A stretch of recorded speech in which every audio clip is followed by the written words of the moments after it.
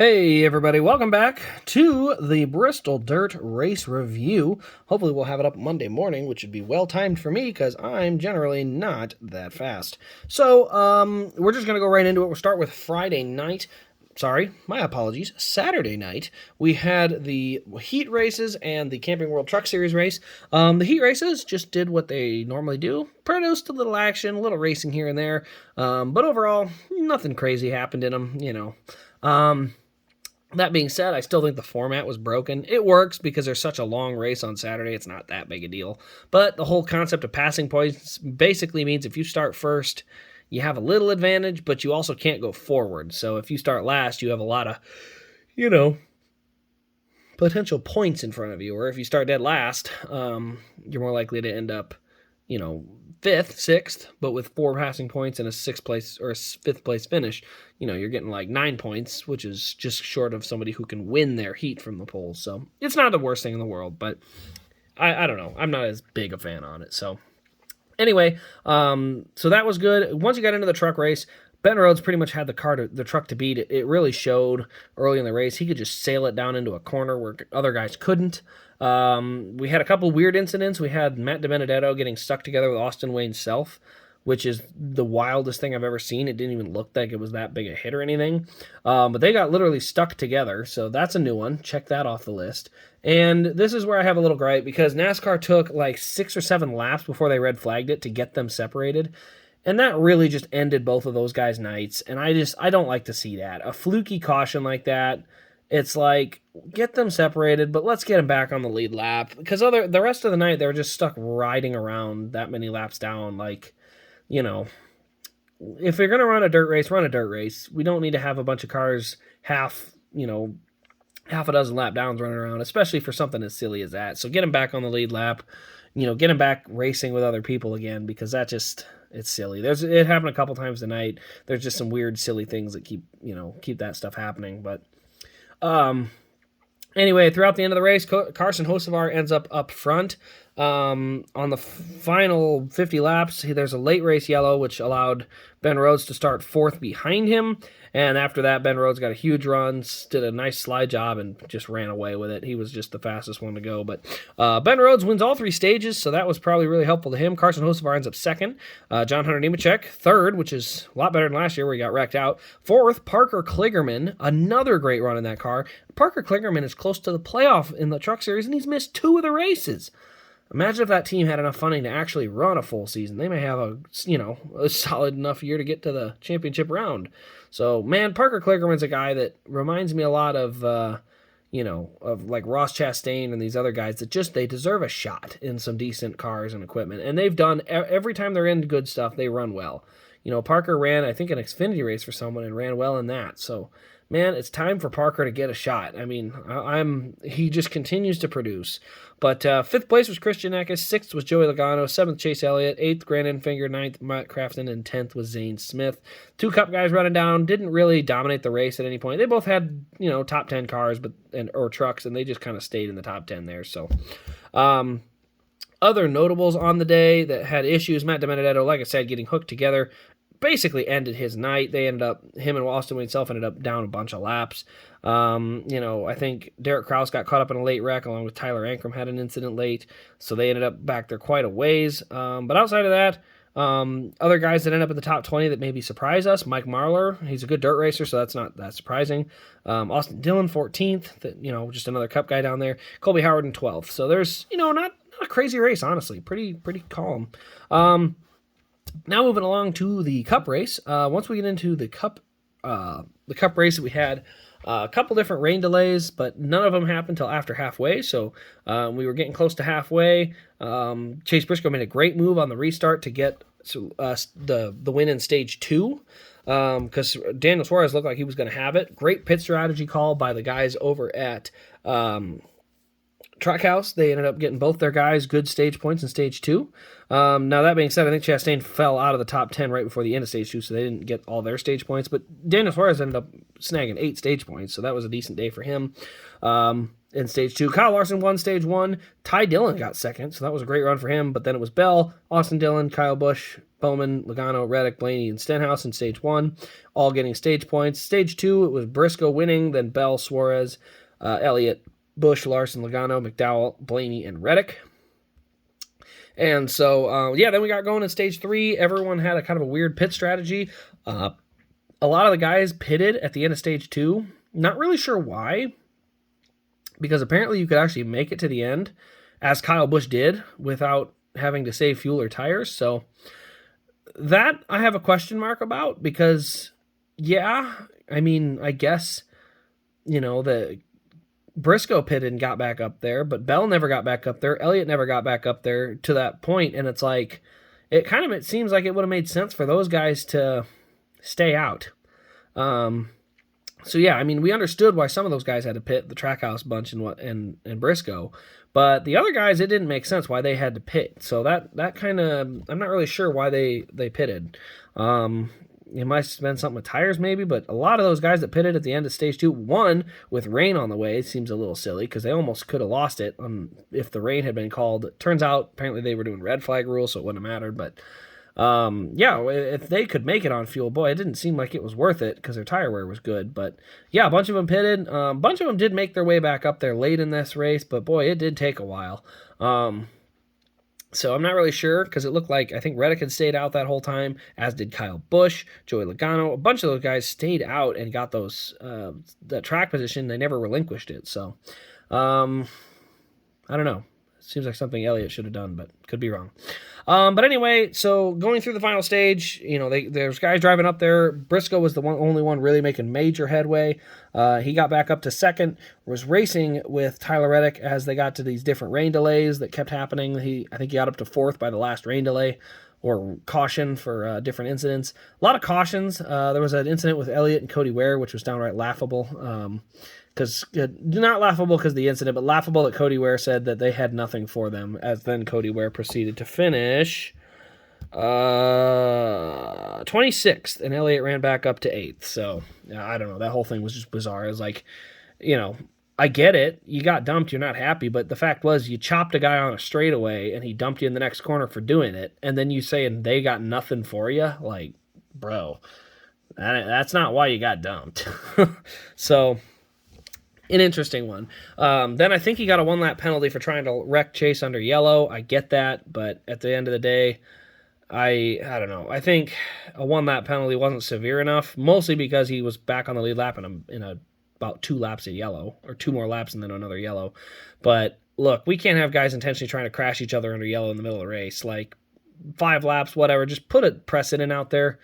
Because the last thing I want to see is somebody at a different racetrack have an incident like that, and then they get taken out of the race because somebody's angry under caution. Like, that's not how we do things.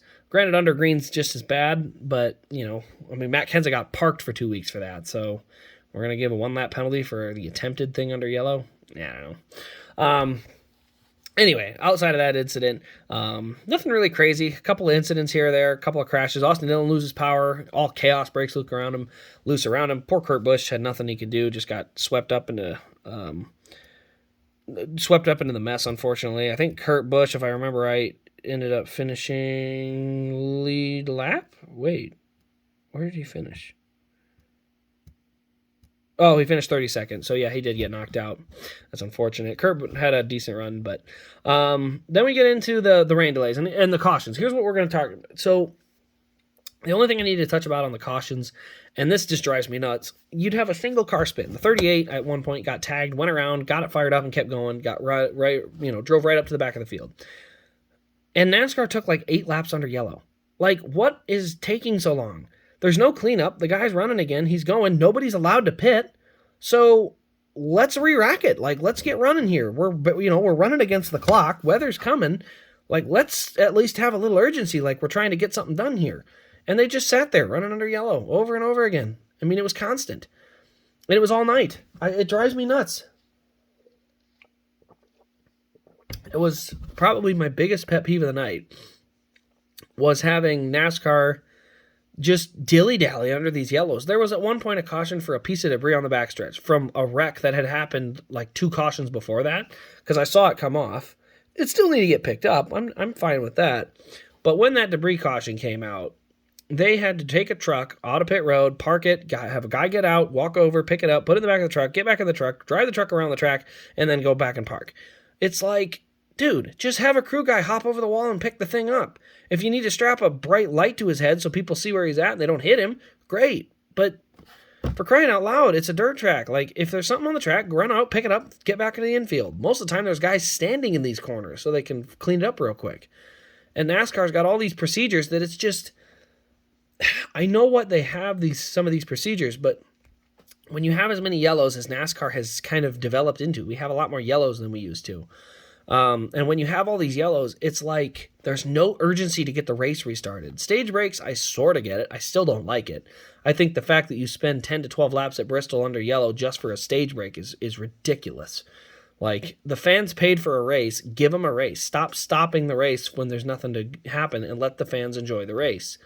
And tonight's the same thing. They didn't seem to care that they were interrupting a race. They seemed to just kind of take their sweet time and have no urgency whatsoever. So on NASCAR's side, and this has happened everywhere, it's been happening for years, it's just time for NASCAR to get it fixed. Get some urgency. Act like there's a race going on. You won't find another racing series that takes longer to clean up than NASCAR, which is ridiculous because sometimes it's a single car spin and they still take 8 laps to get going again. Like, let's get this thing rolling again. It'd be one thing if you're sweeping the track or something, but you're not. You're just riding around under yellow, selling commercial time. And that's where, I'm sorry, NASCAR, you can't listen to the TV providers. They are not the race fans at the racetrack. They are there in person. They spent hard-earned money to be there in person, and they don't deserve to have the race run away or run out under yellow just so that you can sell more ads on your TV. I think that's just stupid. And I think a perfect example of this is the way that they treated tonight. I mean, weather was in the area, and so many of those cautions in that final little stretch of laps, I think when the rain delay came, it was 28 to go, and I know darn well they could have had all 28 of those laps run, or just about run, by the time that rain came, because they spent so much time under yellow, dilly-dallying, and not getting these races running. They could have had 28 laps, which is about 15 minutes. About 15, a little less. They easily wasted at least 15 minutes under yellow that didn't need to be wasted. Doesn't mean the yellow can't come out, but the yellow comes out, you get the mess cleaned up, track looks good, line them up. Instead, they just sat there and rode. It's time to get these races going again. I mean, I could be wrong. If you're somebody that was there in person, you can let me know if they were always cleaning the track or had something they had to do. But to me, it just seemed like so many times the track's ready to go and they're just riding around, and it never made sense. It just drives me nuts when they don't put a little effort in to get the thing cleaned up so they can get running again. It seems like they're just putting no effort in. It boils my blood. So I could be wrong. But hey, now on to the finish. We got in quite a ways here. In the finish, we have a final restart with about 30 to go. Briscoe and Reddick really ran away trying to run for the win to a distant third place Kyle Busch. And Reddick didn't really make too many big mistakes, but made enough to allow Briscoe to get there. And by the end on the final lap, Briscoe was there exiting turn 2. He has a chance to go low. Briscoe then sends it into turn 3, and he had no chance to make that corner. I don't know what that move was. It seemed kind of silly, if you ask me. I mean, I don't want to say bump, but I think a bump is a more fair move than just full-blown sending it in there. Now, that being said, I don't think he intended to hit Tyler Reddick, but at the end of the day, he spun out Reddick at the same time because he just sailed it in too deep. I don't know what happened to Briscoe if he couldn't get it pointed right or whatever, but Reddick does a good 360, puts it in gear, and gets running towards the finish line, comes up with the lead, by the way, onto the straightaway, but he has no momentum, and Kyle Busch ends up passing him and beating him by only about a car length at the line. And yes, Tyler Reddick does not get his win. Kyle Busch gets his 9th Bristol win. Now it's on dirt, so what can you say? Kyle Busch, Bristol's just his house. So great race from those guys. Tyler Reddick does end up getting back to second, Joey Logano third. Kyle Larson comes back to finish fourth after getting stuck a couple different times on some bad restarts. Blaney fifth, Bowman sixth, Bell seventh, Elliott eighth, McDowell ninth, and Ty Dillon in 10th. So no real big surprises in terms of, low budget teams or anybody like that running up front that we didn't expect to see up there. Nothing super crazy surprising. Like if you showed me this result and said it was Fontana, it wouldn't really surprise me. Ty Dillon in 10th would be maybe the only surprise. So only other quick little notes on that is I believe going into next week, Elliott and Blaney will still be about 3 points apart. So that's kind of interesting to keep watching that points battle because neither of those guys have wins. So that 15 bonus points will probably play a factor for those guys. And the other thing was the restarts tonight. It seemed like the top lane was almost always the winning lane to go with. Reminds me a couple years ago, Bristol had that issue where the top lane just constantly would gain 3-4 spots every restart. And so if you're running third or fifth or seventh, you just kept falling back. And if you were running sixth, eighth, 10th, you kept moving forward. It seemed to have a lot of that tonight. It doesn't mean you wouldn't eventually start moving forward, but, a number of times the guys would be running first, they'd get barely past for second, then they'd start inside, they'd end up third, then they'd end up fifth, then they'd end up ninth, then they'd end up 11th, and they would just get shuffled through all these real short runs. But then once you had a long enough run, they could move their way back through the field. So we did see a little bit of that, and, I don't know why they didn't have a choose rule. Maybe it was a better show without it, but I do think if we had a late race restart, that would have been very unfair to guys running, second, third, fifth, seventh, and ninth to have them basically get stuck losing positions on a green-white checker or something. So that's something that, I just noticed. I don't want to cry and moan about it too much. I just noticed the things. So, but anyway, guys, I thought it was a decent race. I think they did a better job with the track prep. I think that they had the water breaks or the rain breaks really worked in their favor. They came out at just the right times, really helped keep moisture in the track. Never got to that point where it was really dusty and dry and it's just a big dust bowl. I think the rain really helped with that. So it's a really nice timing on Fort, as much as we didn't like it. But it did work out well. I still would like to see Bristol back on concrete, but I understand if they try to stay dirt again next year just because the fans are showing up. At the end of the day, that was the problem. The fans weren't showing up to the racetrack. Part of that might be if you move it into May, it might help because Bristol has been rained out so many times, including tonight there was rain. So that might just be something that it's about time to work on maybe when you schedule the race more than anything, because April's a rainy month for a lot of places, but boy, if you can schedule the 4 or 5 least rainy places to go, like maybe even Vegas, some of those types of places, that might be the better way to go about it. So that's just something I've noticed. It's time to look at that schedule and move Bristol because they just keep getting hit with rain. And, when you wonder why they have so many attendance problems, well, rain is a big factor. If you get rained out so many times in a row, you're just going to say, screw it, I'll go to the night race. I ain't going to bother with that. I'm tired of driving all the way down there and then having to drive back and miss the race. So, some of it's luck, some of it can be scheduling, but NASCAR will have to make that call. So we'll see. This may be the final time we race on Bristol Dirt, but I wouldn't be surprised after that finish if we see it again next year. So anyway, guys, hope you guys enjoyed the race. I sure did. This has just been the race review. Stay tuned for some diecast reviews coming out tonight. Get your race win Kyle Busch diecast. That'll be on rasdiecast.com. It'll be linked in the description if it's up. Otherwise, it'll be coming up later today whenever I get the info. So thanks for watching. This has been Race Grays, and we'll see you in the next diecast review.